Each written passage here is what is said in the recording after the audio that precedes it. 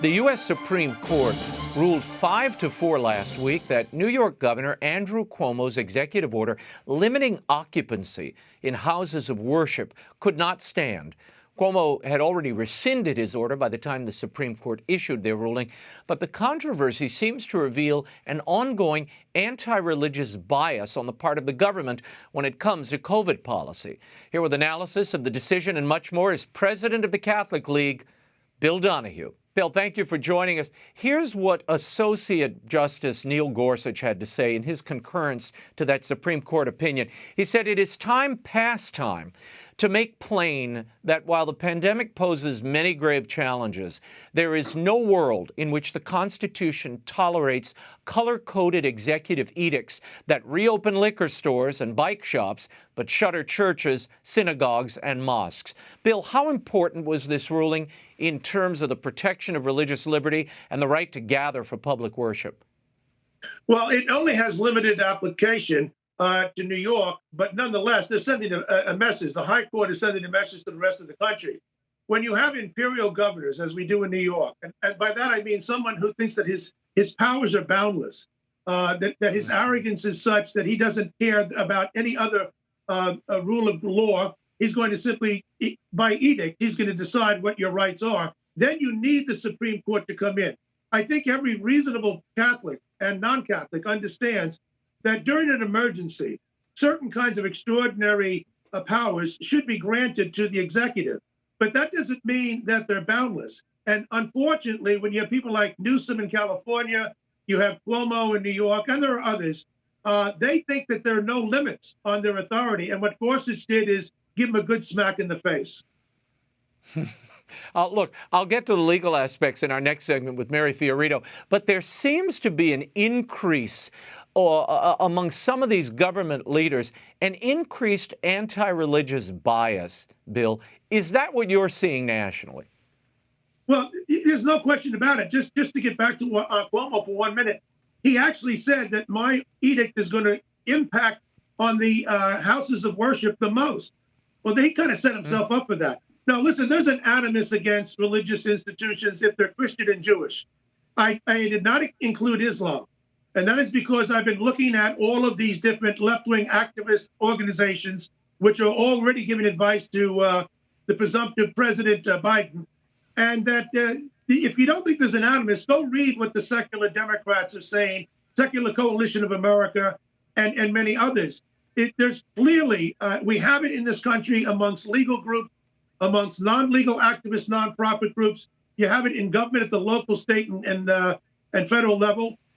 Mostly Democrats. We went after a Republican bigot this week in Indiana at the Catholic League because I don't really care what the source of the bigotry is. But religious, there is an animus against religious institutions, particularly Catholic and Orthodox Jewish.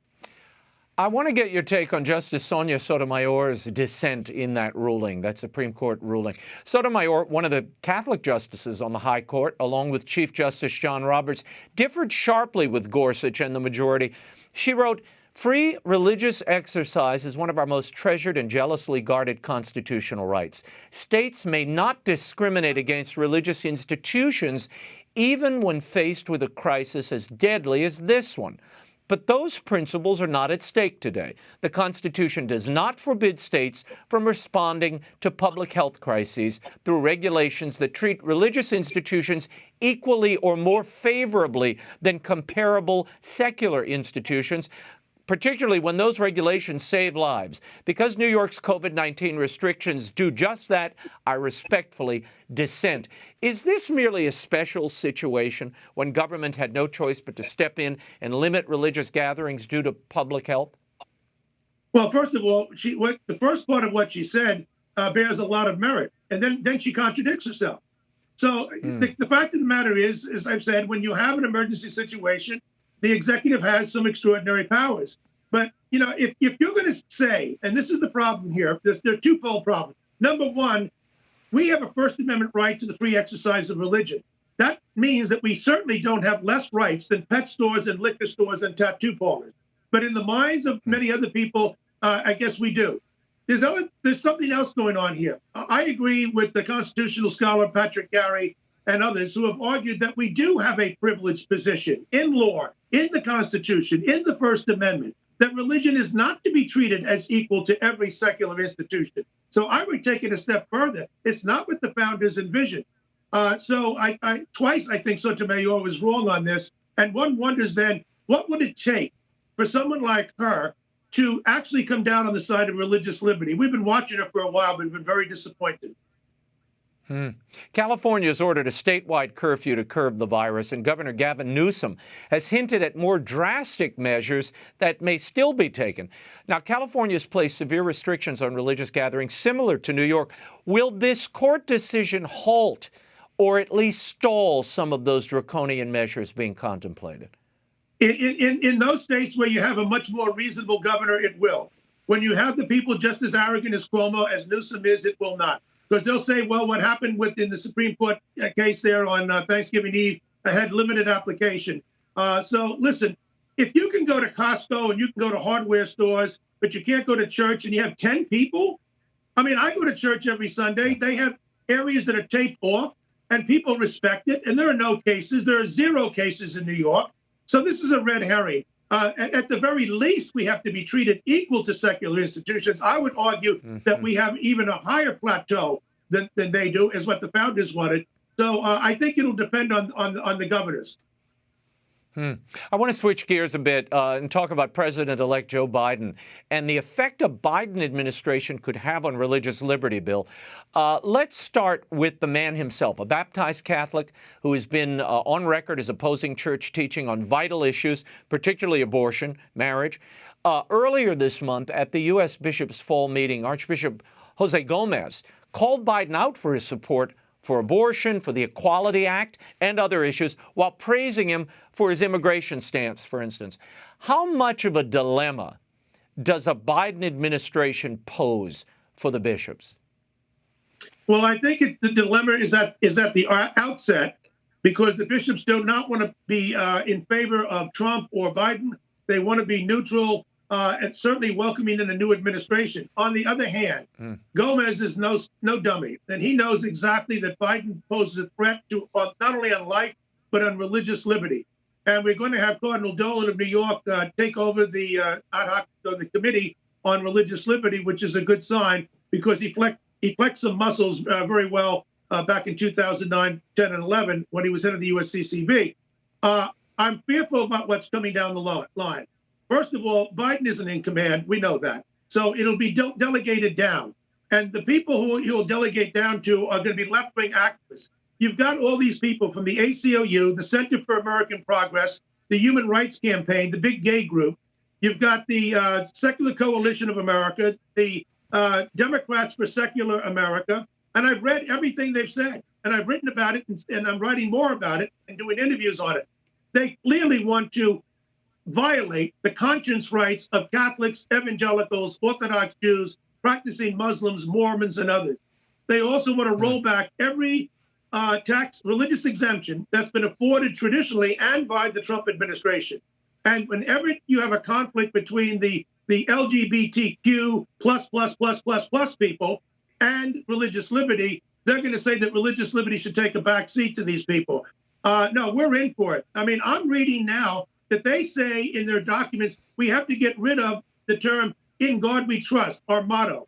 We have to get rid of the term Judeo-Christian. I'm not making this up. This is all out there. Read what they're saying. These are the organizations I've decided. If you have a faith-based initiative under Biden, you basically have to excise the faith element from it in other words, secularize it.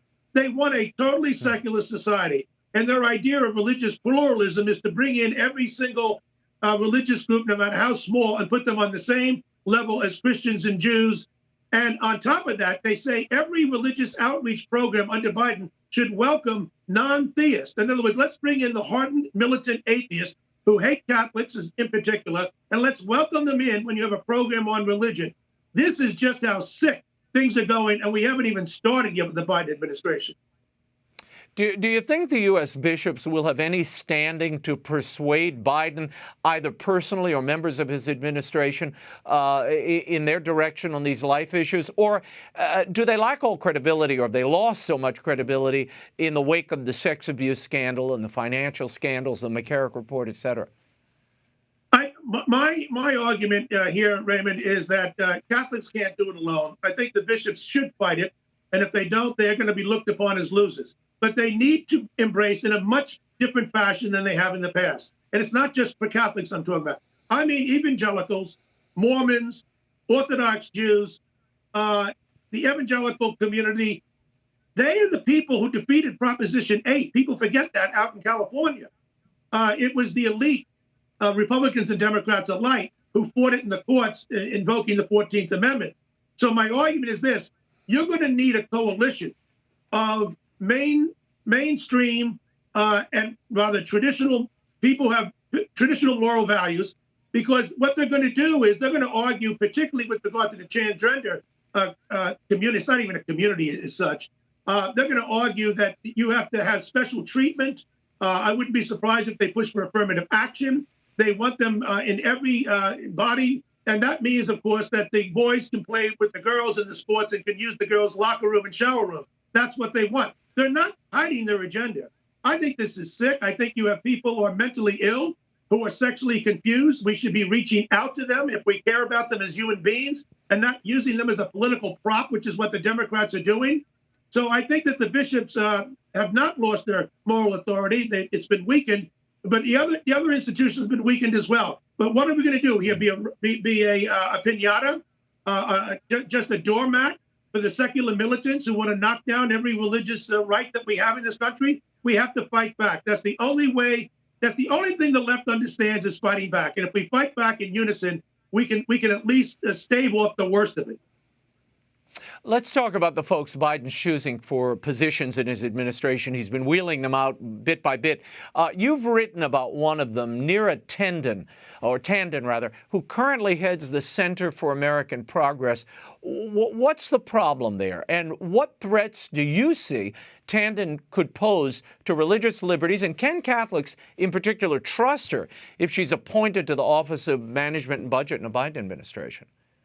I'm not so certain how much leeway she would have at OMB, but the fact is that anybody who's the head of the Center for American Progress is founded by John Podesta. We know what their agenda is on religious liberty, and she certainly would have an impact. This is the woman who was the key architect who wrote for Kathleen Sebelius, the Secretary of Health and Human Services under Obama, the HHS mandate. In other words, everybody listening to this program, you've never heard of Tandon. Okay, fine. Guess what? She's the one who punished the Little Sisters of the Poor. She is the one who wrote the HHS mandate and the Affordable Care Act. Had more to do with it than anybody else. So we know what side she's on. We also know that she was involved with Podesta in that WikiLeaks email exchange in 2016. And she accused the Catholic Church of being misogynistic because it's against abortion.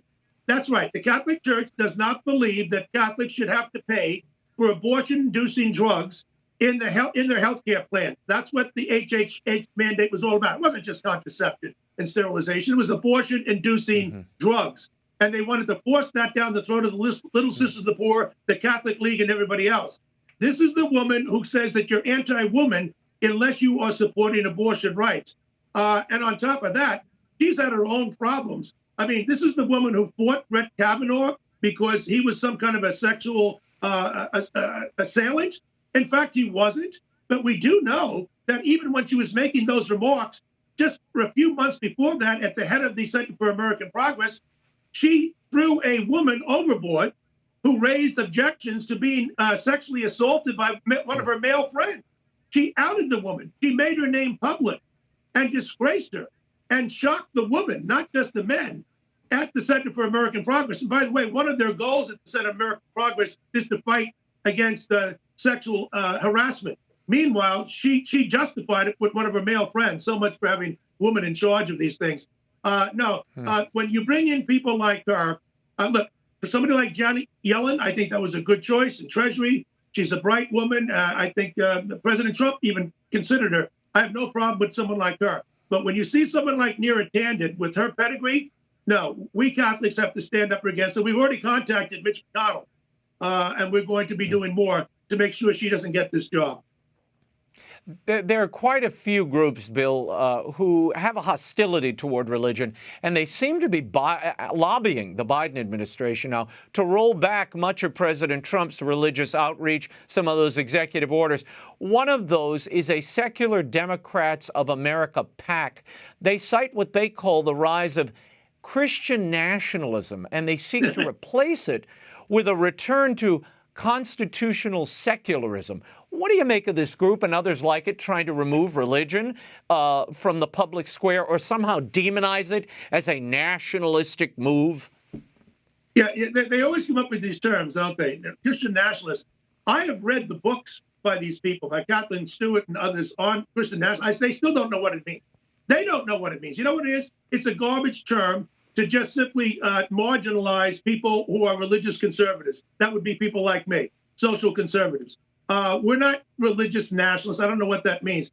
Look, in 1892, the Supreme Court of the United States said that we are a Christian nation. There's no question that the founders were Christian. Now, some of them, not all of them, were practicing, but they certainly, we didn't have atheists in there running the country, and they gave religion a privileged position when they put it in the First Amendment. So there's no question that what these people are trying to do is to say, not only should we secularize society, they really think that we should take a back seat to them. And particularly they're focusing on this LGBT thing, the XYZ people, and saying that somehow that they have more rights than we do. No, we're in for it. The Catholic League is up for the fight, though. We're having staff meetings daily on this, and we're going to reach out to other people, just like I think the bishop should do, because we can, if we stick together, I think we can beat the worst of it. But there's going to be a lot thrown at us because, let's face it, Donald Trump did more to protect and advance religious liberty than any president in the history of America. Biden, to the extent that he knows what he's doing, is certainly not on our side. You mentioned this case in Indiana that you're involved in, where a newly elected state representative, a Republican and an evangelical Christian, John Jacob, recently made comments, disparaging comments about Catholics and Catholicism on his social media page prior to the election. Here are some highlights. He writes, the Roman Catholic Church is not a God, but rather of Satan. Is not of God, but rather of Satan, and will leave one under the curse of God, unsaved and on their way to hell. Then he writes, I must be clear, the Roman Catholic Church is a cult. Bill, these are some of the oldest canards in the book. Have you contacted Representative Jacob? What are you asking of him? Well, a couple of weeks ago, we contacted him. We contacted every member of the lawmakers in their state legislature, and we just let them know that I'm going to give him until November the 30th to make some kind of a public statement or apology that he's learned his lesson, that as a public official now, he can't carry on like that. Otherwise, we'll take it to another level. He refused to answer. So now we went back and we contacted every member of the state legislature again, sending them copies this time of everything that he has said, and attacking our Blessed Mother as well. And as far as I'm concerned, I would call for him to be censured if he said this while a sitting lawmaker. He made them before, but he was running for this office as a representative in Indiana. We've asked Todd Huston, who is the House Speaker and also a Republican, not to invite him to the Republican caucus. This guy should be banned from the Republican caucus. A Republican should not be associated with him. And I don't want to hear from Catholics or Protestants who say, well, you know, he believes in religious liberty. You know what? Take it up with somebody else. I believe in religious liberty too, but I don't want to bigot against my people saying that I'm in favor of religious liberty. Therefore, you should shut up when I insult you about your religion. This guy's got to go. And shame on the people in that district for voting for somebody. Maybe they didn't know it, but they're going to know about it now because the Indiana press has been writing about what we've been doing out there. A bum like him doesn't belong in office. Bill Donahue, we will leave it there. You can follow Bill Donahue and the work of the Catholic League at catholicleague.org. Bill, thank you. Thank you so much.